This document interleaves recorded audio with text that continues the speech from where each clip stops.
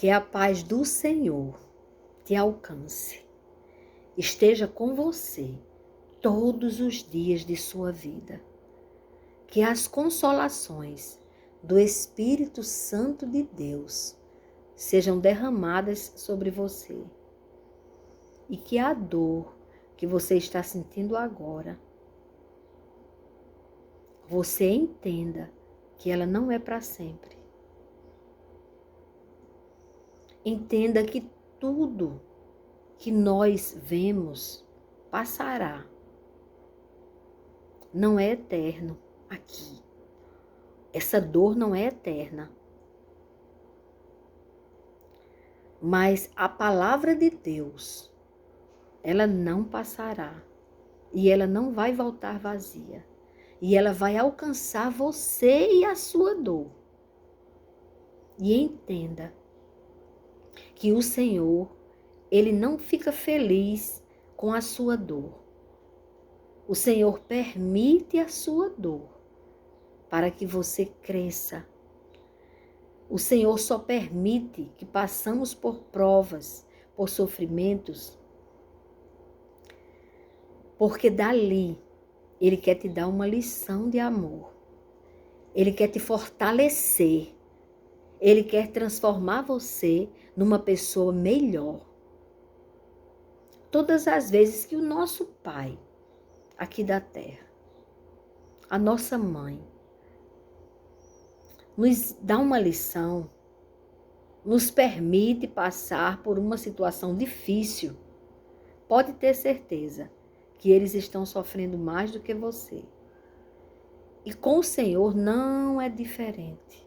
Pelo contrário, a dor que Ele tem por você é imensurável, porque Ele vê além dos seus olhos. Ele vê além daquilo que você está conseguindo enxergar. Então veja bem, Deus, Ele colocou 2 passagens bíblicas, 3 versículos na segunda carta de Coríntios e 3 versículos na carta de Paulo aos Filipenses. Quando Paulo escreveu aos Coríntios, na sua segunda carta, no capítulo 4, ele fala de uma coisa muito importante: viver pela fé. E ele diz assim, do versículo 16 ao 18. Ele diz assim: por isso, receba isso hoje. Por isso, não devemos desanimar. Pelo contrário, mesmo que o nosso ser exterior se desgaste, o nosso ser interior se renova dia a dia. E ele disse isso no momento de muito sofrimento, onde o ser exterior dele estava extremamente desgastado de falar a palavra de Deus e ser mal entendido e ser perseguido. Quando ele falava que Jesus é o Cristo, é o Messias prometido, que Jesus é o sacrifício vivo, é o Cordeiro Santo, que veio ao mundo para nos salvar, para preparar, através da cruz do Calvário, o nosso caminho de volta para casa, para a eternidade, para a morada do Pai.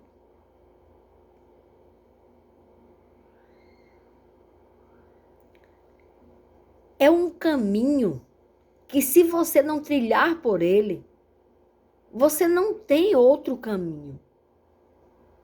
Você perde a sua vida eterna. Por isso que você não pode sair deste caminho. Você tem que se firmar nele. E você tem que entender que o exterior pode ficar estragado, sim. Deve ficar por Cristo. Nós não devemos ser omissos enquanto as almas estão caminhando a passos largos para a morte eterna. Não, mas para que eu não desagrade, eu não vou falar a verdade da palavra de Deus. Porque as pessoas se ofendem. Vamos respeitar a religião do outro. Mas eu não estou falando em religião. Eu estou falando no livro da vida, na palavra de Deus, na bússola que revela que Jesus Cristo veio ao mundo para nos salvar. A verdade. E se você entender a palavra de Deus, você não vai olhar para a religião, nem para o que as religiões mandam você fazer. Porque toda religião é falha. Porque são os homens que estão ali à frente. Então eles começam a criar rituais. E se você não cumprir com aquele ritual, você está desobedecendo a Deus. Vai na palavra que você vai saber se você está ou não desobedecendo a Deus. Vai lá. Se na palavra de Deus diz que você não deve fazer determinada coisa, se a religião manda você fazer, não obedeça à religião, obedeça a palavra de Deus. E é por causa dela que nós sofremos perseguição. Até das pessoas que amamos, nós somos incompreendidos. Nós somos radicais. Nós estamos desagradando as outras pessoas. Eu faço uma vez por mês um momento de oração aqui em casa. Uma reunião onde nós adoramos a Deus. E nesta oração, neste momento de louvor, de gratidão a Deus, nós lemos a palavra de Deus. E quando nós lemos em Êxodo 20, explicando que não devemos adorar imagem de escultura feitas por mãos humanas, porque diante de Deus é abominação. Quando terminou o culto, aquele momento bom que estávamos adorando a Deus, então eu recebi umas chamadas. Olhe, de repente, você falou aqui sobre imagem, mas a Igreja Católica, ela tem as imagens lá e você desagradou a pessoa.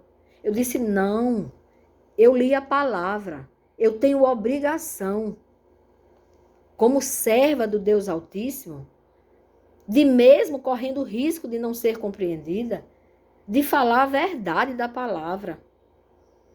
Eu tenho obrigação. E eu falei com amor. Não falei questionando nem dizendo nada. Eu li a palavra como um dia alguém leu para mim e eu entendi.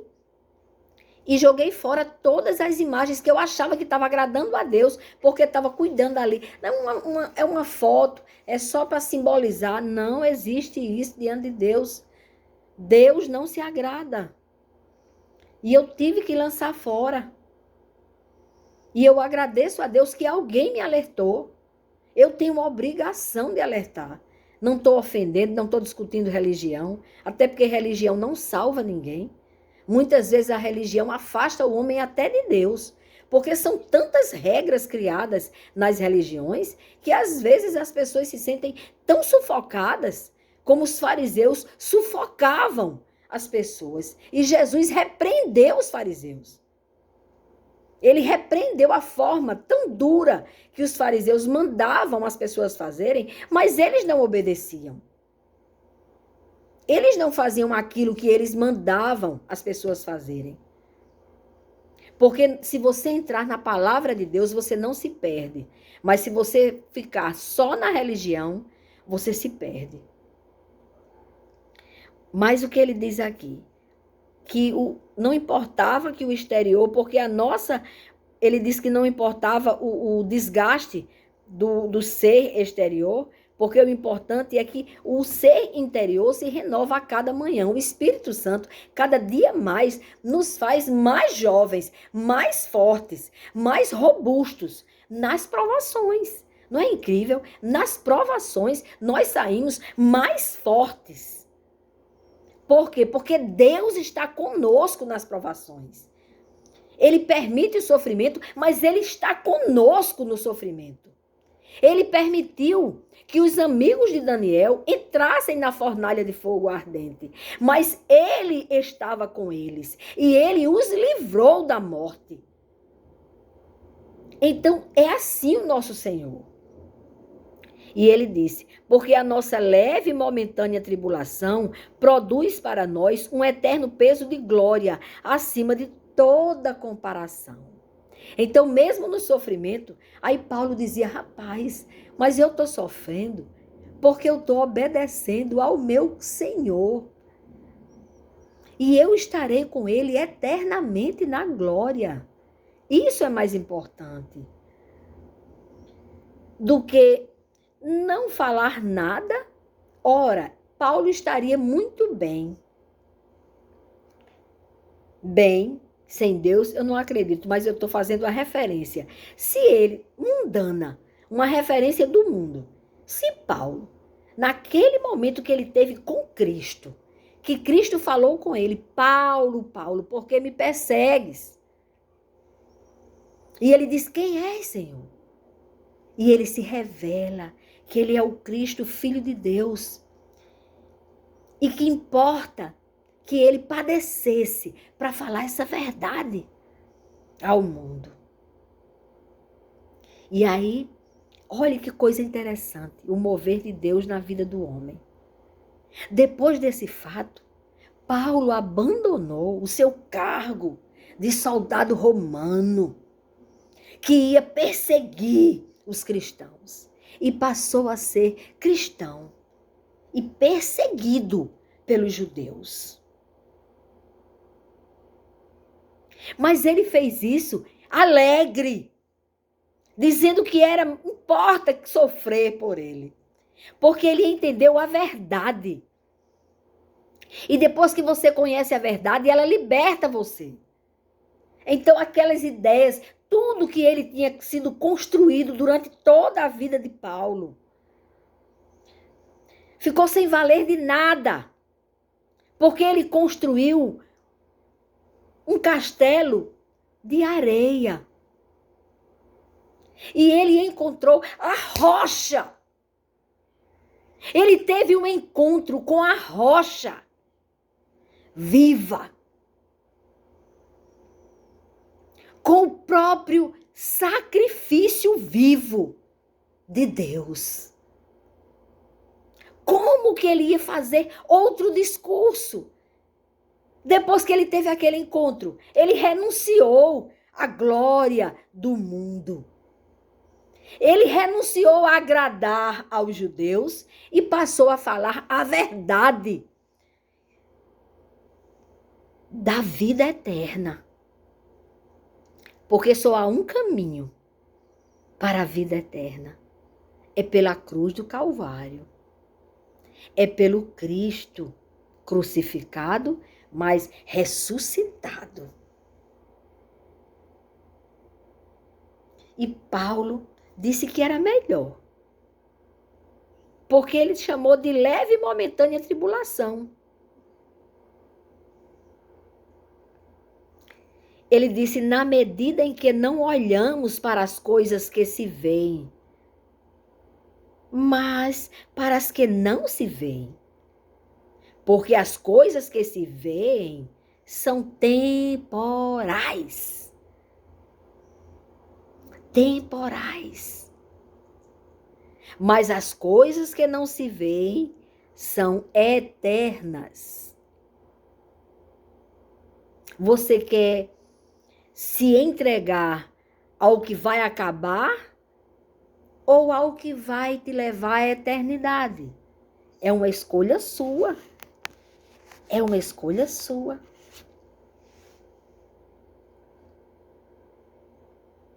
Nós não temos que... Não, é porque assim, existe um meio termo. Não tem meio termo. Ou você vive pela fé, sofrendo perseguições e incompreensões, ou você, mas vivendo pela fé, tem o resultado, tem a glória prometida aqui. Aquela glória que Jesus prometeu quando disse: na casa do meu pai há muitas moradas. Se assim não fosse, eu vos teria dito: eu vou preparar-vos o lugar. Ele preparou um lugar para nós, para vivermos eternamente com ele na glória. O que você prefere? O que vai acabar, que é temporal, ou o que é eterno? É uma escolha sua. E agora, a última passagem está na carta de Paulo aos Filipenses, que ele fala sobre a unidade cristã na luta, do versículo 27 ao versículo 29, que diz assim: acima de tudo, olha a orientação. Acima de tudo, vivam de modo digno do Evangelho de Cristo. Então, nós devemos ter uma postura digna da cruz do Calvário. Jesus não pensou, ai, vai doer.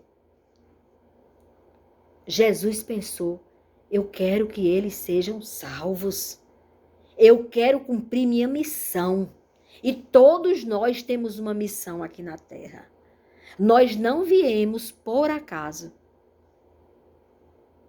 Todos nós que nascemos, Deus tem um propósito em cada um de nós. Deus nos deu um grande presente à nossa família no dia de ontem, dia 8 de dezembro de 2023. Ele nos presenteou com o nascimento das gêmeas do meu sobrinho que foi curado de um câncer em 2017. E que, diante daquela situação, do sofrimento que ele estava vivendo, eu acho que ele nunca imaginou que poderia um dia se casar e ser pai de 2 meninas de uma vez. Oh, coisa boa. Mas Deus quis presenteá-lo. E no sofrimento, quando ele estava com o câncer, Deus estava com ele. E Deus nos revelou através da sua palavra que aquela enfermidade era para a vida e não para a morte. E foi mesmo para a vida. Porque a experiência que o meu sobrinho passou, Gustavo Graco, a experiência que ele passou, trouxe crescimento espiritual.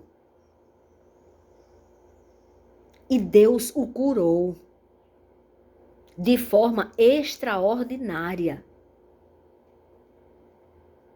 Porque quando ele, antes de fazer o tratamento completo, quando ele fez uma sessão de quimioterapia, deu no exame que ele estava curado, a ausência da doença.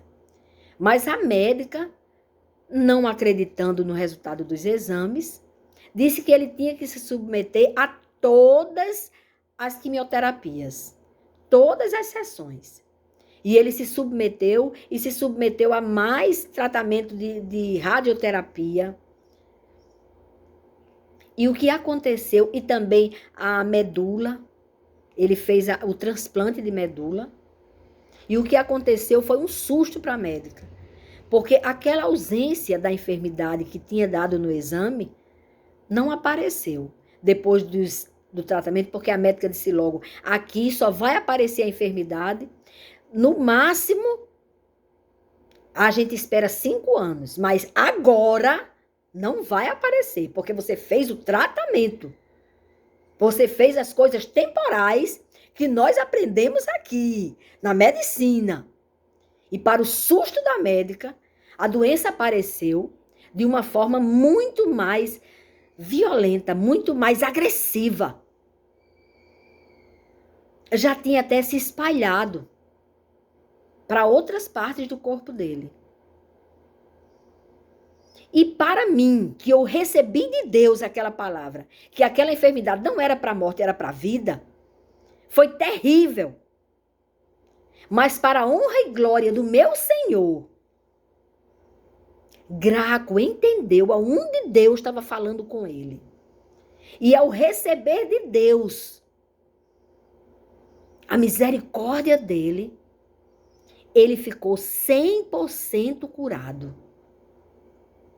E eu louvo a Deus pela cura do meu sobrinho. Eu sei que houve intervenção médica, mas a intervenção que o curou foi a intervenção de Deus. E Graco não é leigo no assunto. O meu sobrinho é médico, especialista em radiologia.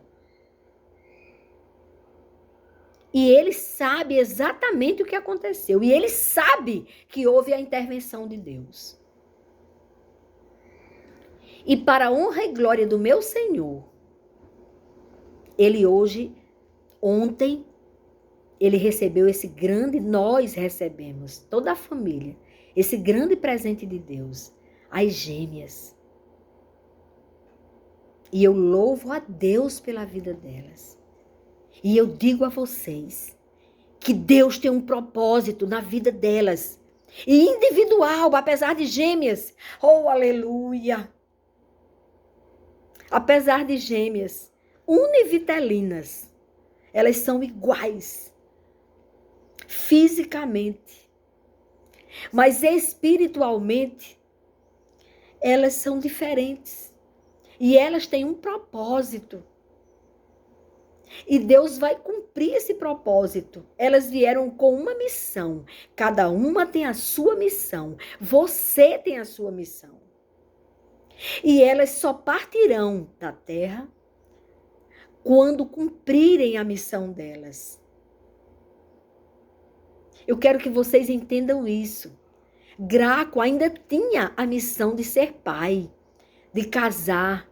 Eu louvo a Deus pela vida dele e de Aline, a esposa dele. Um presente de Deus na vida de Graco, que estava com ele no momento da enfermidade. Eu louvo a Deus pela vida dela. A missão dela está sendo cumprida. Ela foi mãe de 2 meninas lindas. E eu louvo a Deus por isso. Eu quero dizer, irmãos, que nós não estamos aqui por acaso. E que nós devemos sempre ter esta visão. Devemos andar, viver de forma digna do Evangelho, do nosso Senhor e Salvador, Jesus, o Cristo. Para que, ou indo até aí para vê-los, ou estando ausente, eu ouça a respeito de vocês que estão firmes em um só espírito, como uma só alma, lutando juntos pela fé do Evangelho, e que em nada se sentem intimidados pelos adversários. Nós estamos vivendo tempos difíceis. Nós temos adversários que não querem que pregamos o Evangelho do nosso Senhor Jesus Cristo, que querem retirar a Bíblia Sagrada, a palavra de Deus, querem retirar o nosso direito, que é garantido pela nossa Constituição Federal Brasileira. Nós temos o direito de crença. Nós temos o direito de crer em Cristo. E não devemos ser tímidos quanto a isso, porque o preço é alto do morno. Jesus disse que o morno, ele vomita.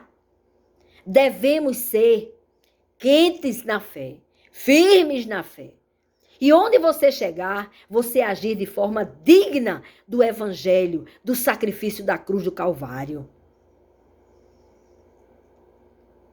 Não se sintam intimidados pelos adversários, pois o que para eles é prova evidente de perdição, para vocês é sinal de salvação.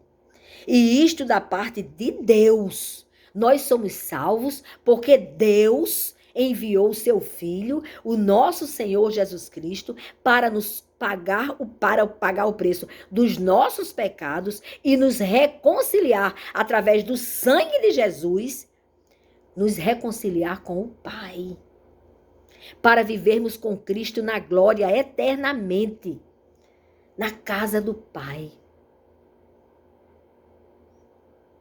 Porque vocês receberam a graça de sofrer por Cristo e não somente de crer nele. Ei, isso é sério. Vou reler. Porque vocês receberam a graça de sofrer por Cristo. Graça de sofrer por Cristo e não somente de crer nele. Então, se eu não tivesse falado a verdade,